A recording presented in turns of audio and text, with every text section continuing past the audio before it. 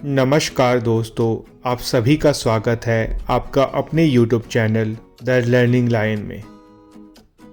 आज हम बात करने जा रहे हैं उन चीज़ों की जिनका आपको ध्यान रखना है एक हेल्थ इंश्योरेंस खरीदने से पहले।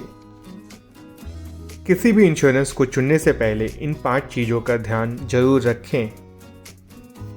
तो सबसे पहली चीज़ जिसका आपको ध्यान रखना है वो है डोंट स्प्लिट द बिल। ज़्यादातर इंश्योरेंस कंपनियां अपने इंश्योरेंस पॉलिसी में एक क्लॉज ऐड करती हैं को पेमेंट का।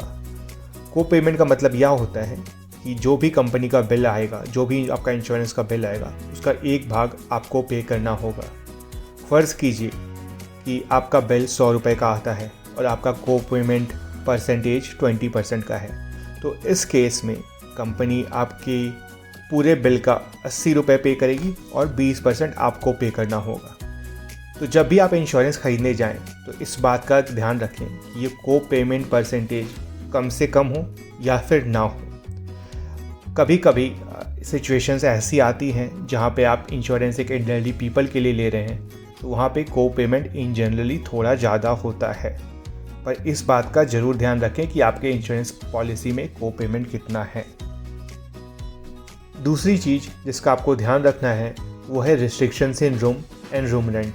आप देखेंगे कई सारी इंश्योरेंस कंपनियां बताती हैं कि उनके इंश्योरेंस पॉलिसी के अंदर किस टाइप की हॉस्पिटल रूम्स कवर होती हैं या फिर उन रूम्स के क्या मैक्सिमम रेंट हो सकते हैं, क्या उसकी अपर लिमिट है। अगर आप इस लिमिट को कभी भी क्रॉस करते हैं तो हो सकता है कि आपका जो फाइनल टोटल बिल आए उसमें से आपको उसी प्रपोर्शन में अमाउंट अपने साइड से पे करना पड़ सकता है।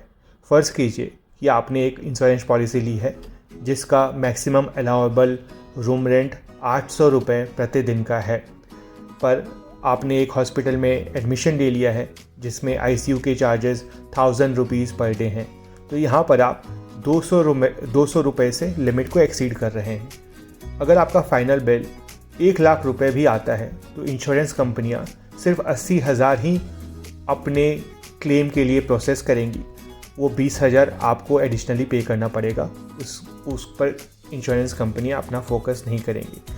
तो आप जब भी एक इंश्योरेंस पॉलिसी लेने जा रहे हैं तो आप इस बात का ज़रूर ध्यान रखें कि इस टाइप के सारे रिस्ट्रिक्शंस कम से कम हो, जिससे आपको बाद में किसी तकलीफ़ का सामना ना करना पड़े। तीसरी चीज़ जिसका आपको ध्यान रखना है वो है सब लिमिट्स। आप ज़रूर चेक करें कि आप जो इंश्योरेंस पॉलिसी लेने जा रहे हैं उसमें कोई सब लिमिट्स है क्या। अगर सब लिमिट्स हैं तो वो सब लिमिट्स क्या हैं। कई बार आप देखेंगे कि आपका इंश्योरेंस पॉलिसी का कवरेज 5 लाख रुपए का है, पर उसमें कई सारे डिजीज़ स्पेसिफिक रिस्ट्रिक्शंस हैं। लेट्स सपोज़ कि आपको अगर कोई किडनी की बीमारी होती है तो उस इंश्योरेंस पॉलिसी के अंदर आपका कवरेज सिर्फ 2 लाख रुपए का हो सकता है। कोई हार्ट डिजीज़ हो सकती है तो उसके अंदर उसका आपका कवरेज सिर्फ 3 लाख रुपए तक का हो सकता है। तो आप मेक श्योर करें कि आप जो भी पॉलिसी लेने जा रहे हैं उसमें कोई डिजीज़ स्पेसिफिक सब लिमिट है क्या। अगर वो सब लिमिट है तो वो कितना है, क्या वो आपके लिए सफिशिएंट है या नहीं। दूसरा है, आपने देखा होगा कि एक ही कंपनी के 2-3 पॉलिसीज़ आते हैं, एक में कवरेज कम है, दूसरे में कवरेज ज़्यादा है, हालांकि दोनों के प्रीमियम में ज़्यादा कोई डिफरेंस नहीं है। तो जब भी आप ऐसे सिचुएशंस में आएँ तो आप मेक श्योर करें कि आप सारे सब लिमिट्स को चेक करें। ऐसा हो सकता है कि जो इंश्योरेंस ज़्यादा कवरेज दे रही है, आपको लग रहा है कि ज़्यादा कवरेज दे रही है, उसमें कई सारे क्लॉजेज हों, कई सारे रिस्ट्रिक्शंस हों जो डिजीज़ स्पेसिफिक होते हैं। तो आप सारे इंश्योरेंस पॉलिसी के सब लिमिट्स को जरूर ध्यान में रखें। आप देख लें कि वो सारे लिमिट्स आपके लिए सफिशिएंट है या नहीं, और एक आप इन्फॉर्म डिसीजन लें अकॉर्डिंगली। चौथी चीज़ जो आपको चेक करना है वो है वेटिंग पीरियड। आप अपने इंश्योरेंस पॉलिसी का वेटिंग पीरियड ज़रूर चेक करें। हो सकता है कई इंश्योरेंस पॉलिसीज़ में एक फ़िक्स्ड वेट पीरियड हो। इसका मतलब यह है कि आपका कवरेज उस फिक्स टेन्योर के बाद ही चालू होगा। ये तब और ज़्यादा इम्पॉर्टेंट हो जाता है जब आपके पास एक प्री एग्जिस्टिंग डिजीज़ होता है, जैसे ब्लड प्रेशर, डायबिटीज़। तो हो सकता है कि आपका एक फ़िक्स्ड वेटिंग पीरियड 1 से 2 साल का हो या उससे ज़्यादा भी हो सकता है। तो जब भी आप एक इंश्योरेंस पॉलिसी सेलेक्ट कर रहे हैं तो आप मेक श्योर करें कि ये वेट पीरियड कम से कम हो, जिससे आपको बाद में कोई तकलीफ़ का सामना ना करना पड़े और आप स्टार्टिंग से ही ज़्यादा सिक्योर महसूस करें। अब हम अपने आखिरी बिंदु पे आते हैं जो है डे केयर ट्रीटमेंट का कवरेज।